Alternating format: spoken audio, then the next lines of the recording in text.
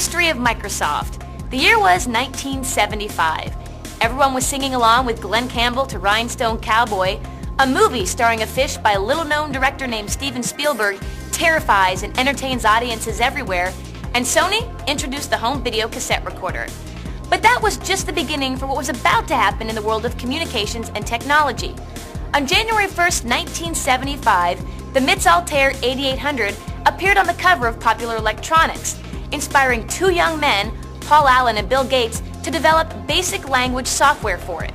Shortly after, on February 1st, 1975, Bill Gates and Paul Allen complete Altair Basic and sell it to their very first customer, MIT's of Albuquerque, New Mexico. This is the very first computer language program for a personal computer. A major milestone for us was when we were walking through Harvard Square one time and saw this Popular Electronics magazine. And it was kind of, in a way, good news, bad news. Here was someone making a computer around this chip in exactly the way that Paul had talked to me, and we thought about what kind of software could be done for it. And it was happening without us. And for all we knew, maybe they had some software people. They were just going to go charge off and do this thing. And so we wrote this company immediately and offered to do a basic for them.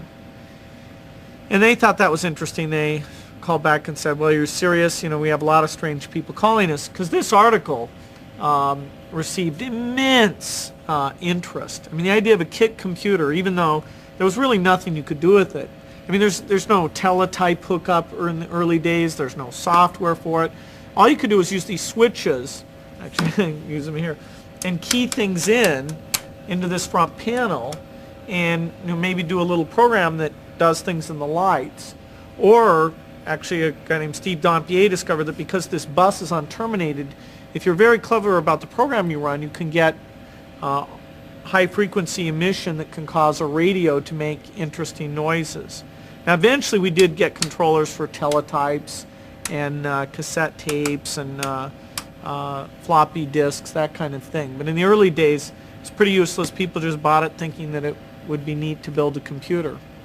Because we'd never had the chip, just the book from Intel, if we'd made any mistake in terms of how the instructions worked, the thing never would have run. And so Paul was scheduled to fly out to Albuquerque. He decided to go get some sleep. I stayed up all night reading the book to see if we'd miscoded some of the instructions, and finally decided it was all okay, punch out the paper tape, and made sure Paul got that before he went off on his plane.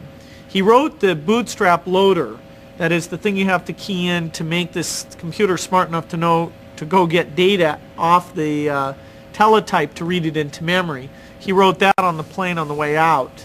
It was actually 46 bytes, the first one. I eventually wrote one in 17 bytes, but anyway.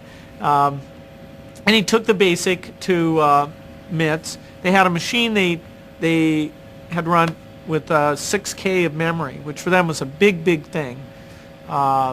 And loaded it up in the paper tape. The first time, for some reason, it didn't work. The second time they loaded in, and it worked. And of course, the simulator, it's very slow because you go through lots of instructions to a single instruction. So actually, the real machine, even though it's such a simple little microprocessor, was faster than our PDP-10 simulator, about 5 times faster.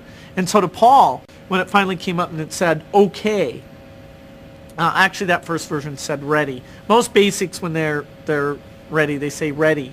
Later, when I was squeezing bytes out, I thought, well, it's faster to print okay, and it's kind of a nice, friendly word, so I shortened it to okay a little later. Anyway, so it came up, said ready, and he typed in a program. Print 2 plus 2, it worked.